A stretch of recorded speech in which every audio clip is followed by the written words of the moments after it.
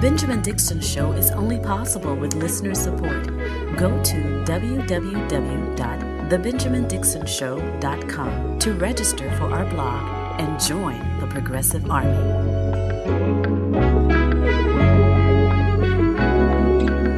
Today is Tuesday, June 27th, 2023. Thank you so much for joining me. Later in today's episode, I will be discussing the viral video, the uber viral video that allegedly showed members of the LGBTQIA community chanting that we're here, we're queer, and we're quote unquote coming for your children. That video has been debunked, and it is one of the most disgusting examples of lies and propaganda being wielded for the purposes of creating violence towards that community. That's coming up later. But first, I must begin with President Donald Trump. Audio has been released of the conversation that is being used by Special Counsel Jack Smith to substantiate those 37 counts of the federal indictment that Donald Trump is facing. Listen in. Yeah. I just found, isn't that amazing? This totally wins my case, you know. Mm-hmm. Except it is like highly confidential, secret. This is secret information. But look at this.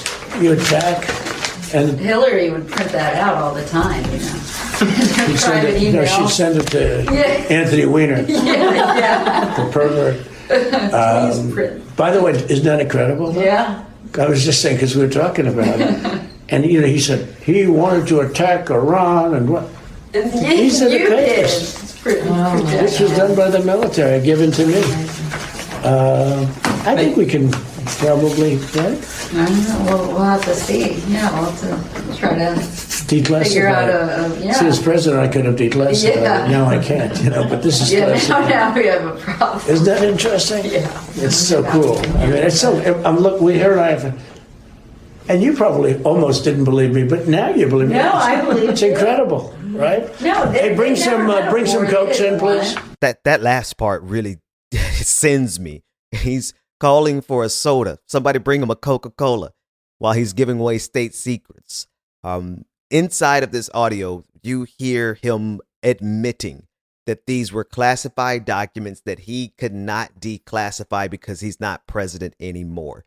I mean, that's almost an open and shut case. And here's the problem for the federal government is when they have evidence like this that is so ridiculously damning, right? There's no plausible deniability. There's no getting around this. This is absolutely pathetic of the former president of the United States, and to be doing so in the context of trying to impress some random guest to Mar-a-Lago. I don't know who that individual was in the on the other side of the conversation, but it sounds like it was a casual acquaintance that he decided to pull out state secrets for so that he can impress her. I mean, we really are living in an idiocracy, because there's still people who are going to defend this man no matter what. Matter of fact, here's a clip of Sean Hannity doing everything he possibly can to find a way to give former President Donald Trump some cover, some plausible deniability. Well, number one, he's right about Hillary Rodham Clinton, top secret classified documents on our servers, outlined extensively by Jim Comey in July of 2016, but no reasonable prosecutor would prosecute.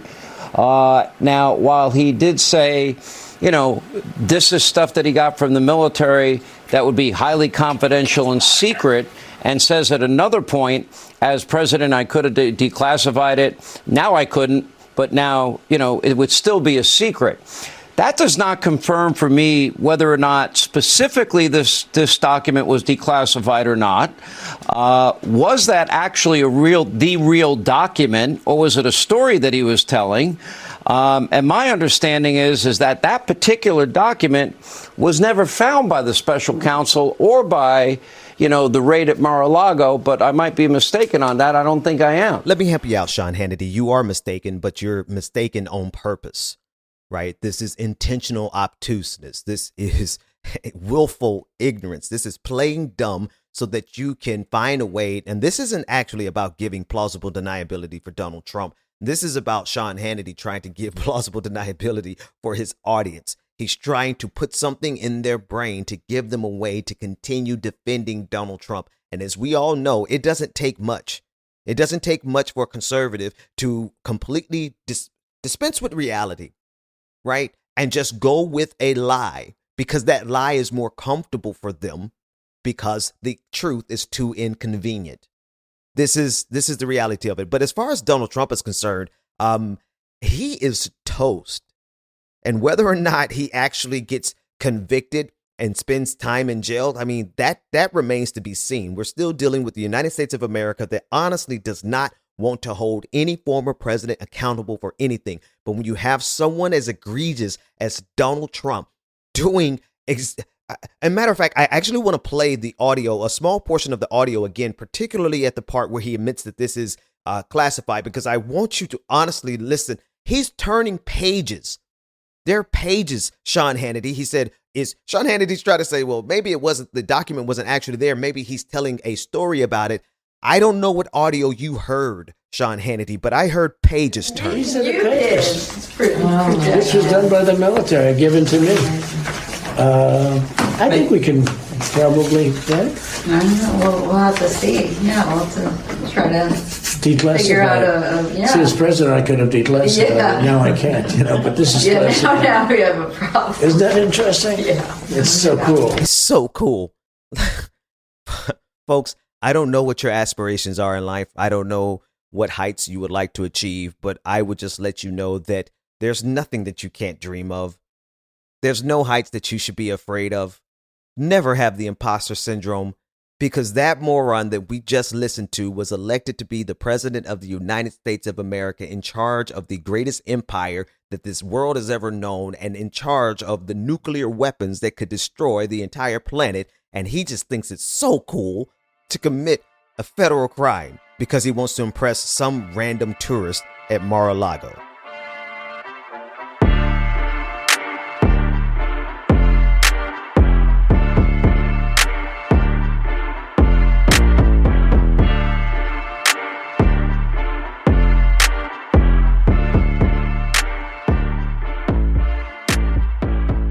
Coming up after the patron break, I want to play part 2 of the interview that I did with Leah Goodrich, who is an attorney who advocates for housing justice in the city of New York. We are facing a housing crisis all around the country. Homelessness like we've never seen in my lifetime. That part 2 will be coming up after the patron break. But first, this video over the weekend that went super viral, that has so many people up in arms everywhere, Instagram, TikTok, YouTube, Facebook, Twitter, that allegedly shows members of the LGBTQIA community chanting, "We're here, we're queer, and we're coming for your children." That video has since been, the original video has since been taken down because, well, as you will listen with your ears instead of just watching and accepting what the narrative was that was given. As you listen, you will hear 2 distinct different things being said. And the one that got everything viral, the accusation that made this video go viral, if you listen closely, it's being said by the man holding the camera, not the people in the audience.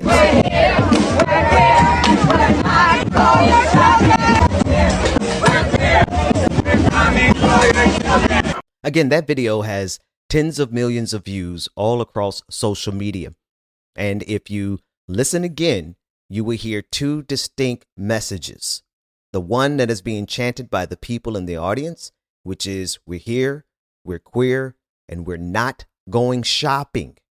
Now, initially I had no idea what that even means. Like, what does we're not, why is that a chant? We're not going shopping. And just after a few minutes of searching, it seems that is a chant that has been around in the LGBTQ community at least as far back as 1996. I see a paper that was written to study the viability of the LGBTQ community as a market.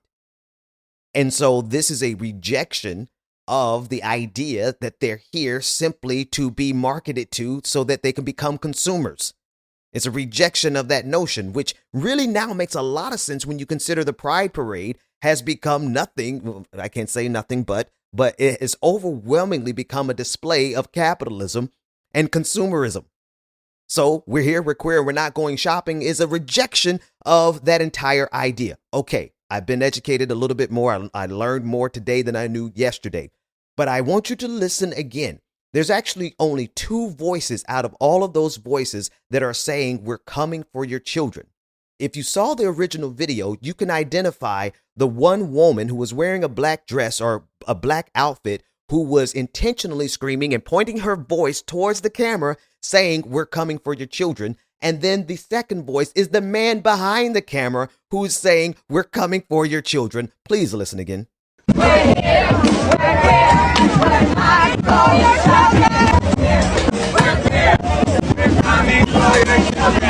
And again, that video has had tens of millions of views across all social media platforms, and it is being used, weaponized to create even more hate towards the LGBTQ community.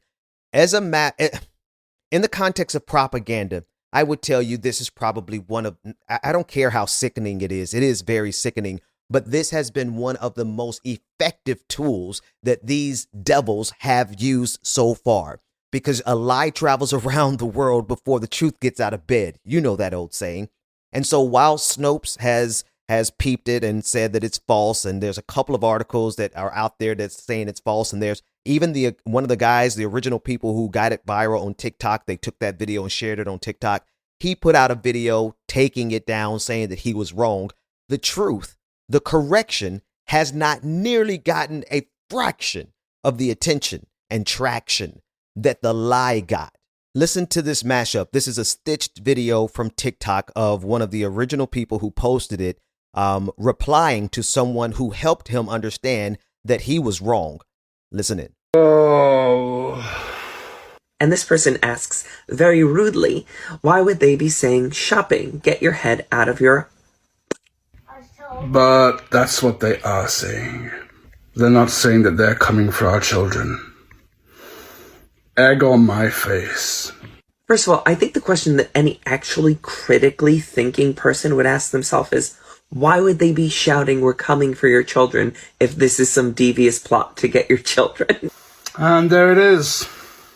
I can admit that not all my neurons were firing when I made the original video. I got called out for it, and rightly so. I got to do the right thing and delete that video.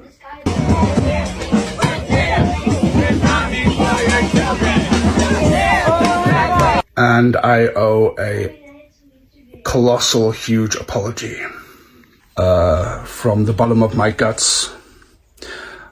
I apologize.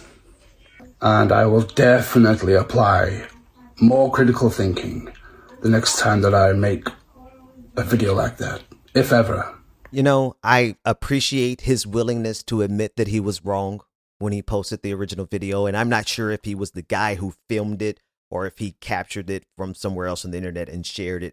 It's hard for me to tell because I don't recognize his voice, that accent that he has. I didn't hear that accent in the video, but then again, my ears could be deceiving me. That's besides the point. Whoever this guy was who helped this video go viral, the damage has been done. And the problem is that the truth is not going to spread as far as the lie did. But this is one particularly insidious lie that is going to get people hurt because of the amount of anger and vitriol, the rage that has been spread all across the internet because of this lie. And I really need people to understand just how sick and twisted and demented the enemies of good faith are, because they intentionally did this. And this video, this lie, this propaganda can cause irrevocable harm. Go to www.patreon.com/The BPD Show and get twice the content and unfiltered interviews without any of the commercial interruptions. Here we go. Very special welcome to 2 new patrons. Sarah B, thank you so much for becoming a patron. And Jerry M, thank you so much for becoming a patron. This patron party is for the 2 of you. Turn it up. Just a little DC DMV go-go. You too can become a part of this prestigious and most prodigious patron family by going to patreon.com/The BPD Show, where you get twice the content, none of the commercial interruptions, and you get access to our bi-weekly patron party, which We have one coming up soon. Patreon.com/the BPD show. And we will be back right after this commercial break, unless you are a patron, of course.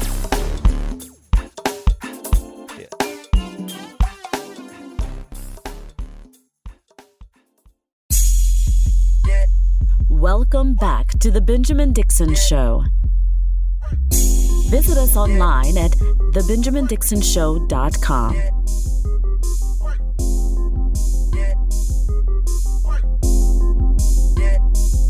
Welcome back. This is part 2 of an interview that I did with Leah Goodrich, who is the managing attorney for housing policy for the Mobilization for Justice Legal Fund. They focus on housing justice in the city of New York. And as I've stated, we are, and as you know, we are facing a homelessness crisis across this country like I've never seen in my lifetime. And that homelessness has become normalized as well as criminalized. Here's Leah. New York City is staring down the worst affordability crisis of the last 2 decades. According to a recent report, which is called Fund of the City, half of the city households cannot afford to live here. Right now, the rent stabilization system is actually being challenged in court by landlord groups in a case that may actually go to the Supreme Court. We're waiting, the US Supreme Court. They don't believe that rent stabilization as a concept should even exist. And if New York City loses rent stabilization, that would be disastrous. So I think it's important to put into context for people. It's not really an argument about actually this works, but I don't think that the increases were high enough to, keep landlords afloat. They're literally like, this shouldn't even exist. This shouldn't exist. No government regulation of landlords should exist. According to usafacts.org, Los Angeles County and City have over 65,000 homeless individuals. Seattle and King County have 13,000 homeless individuals. San Jose, 10,000. Oakland, 9,747. Sacramento, 9,278. The problem of homelessness, of unhoused individuals, is real, and it is all around this country.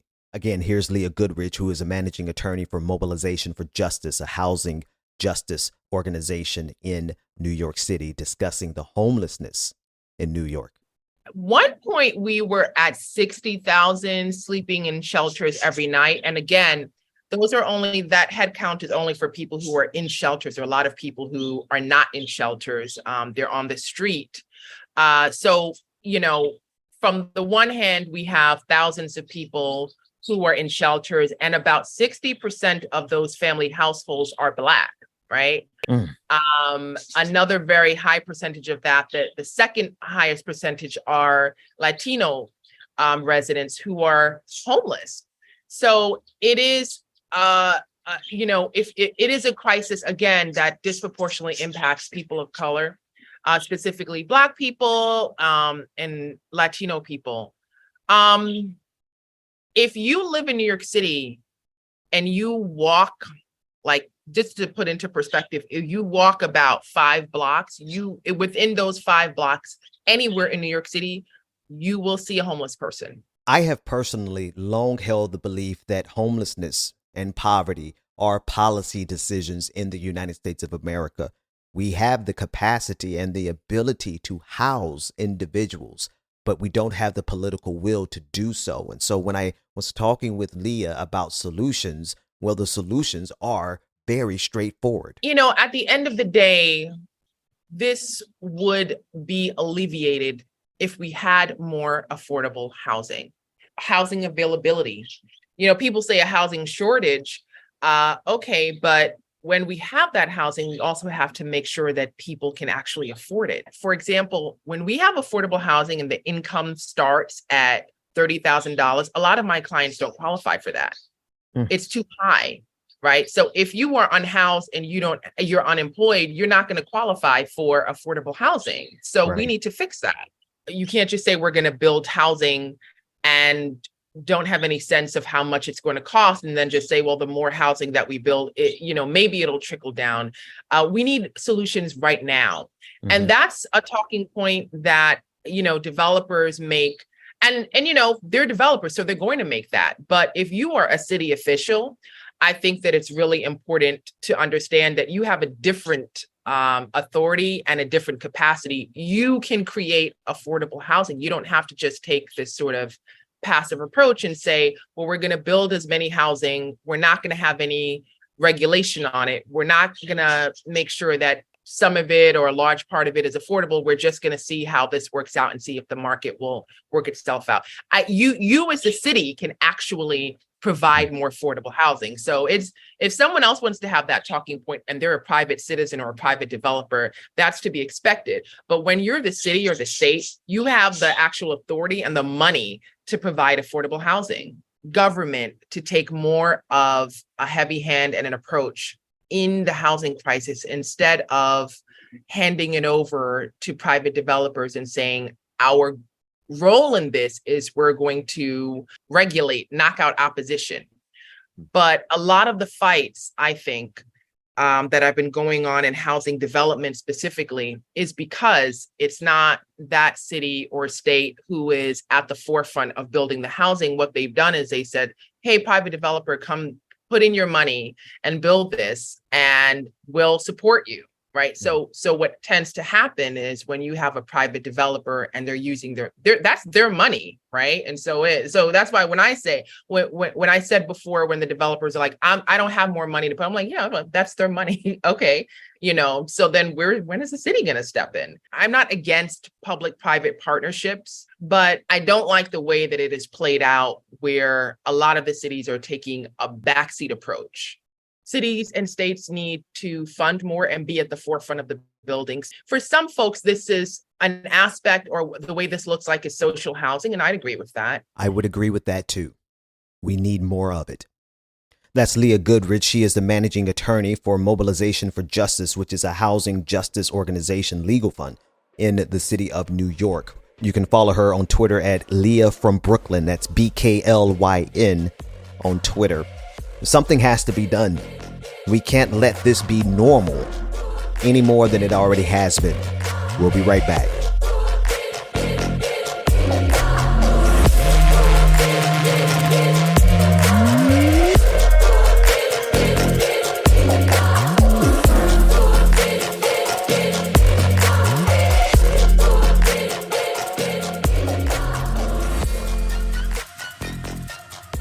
Take a listen to this clip by Alexandria Ocasio-Cortez. I'm not sure what the date was of this particular speech, but it is still the truth nonetheless. Representative Ocasio-Cortez. Sometimes, especially in this body, I feel as though if Christ himself walked through these doors and said what he said thousands of years ago, that we should love our neighbor and our enemy, that we should welcome the stranger, fight for the least of us, that it is easier for a rich man, it's easier for a camel to go through the eye of a needle than for a rich man to get into a kingdom of heaven, he would be maligned as a radical and rejected from these doors. And I know, and it is part of my faith, that all people are holy and all people are sacred unconditionally. And that is what makes faith sometimes, that's what prompts us to transform, because it is unconditional. It's not about that it is up to us to love parts of people. We love all people. There is nothing holy about rejecting medical care of people, no matter who they are on the grounds of what their identity is. There is nothing holy about turning someone away from a hospital. There's nothing holy about rejecting a child from a family.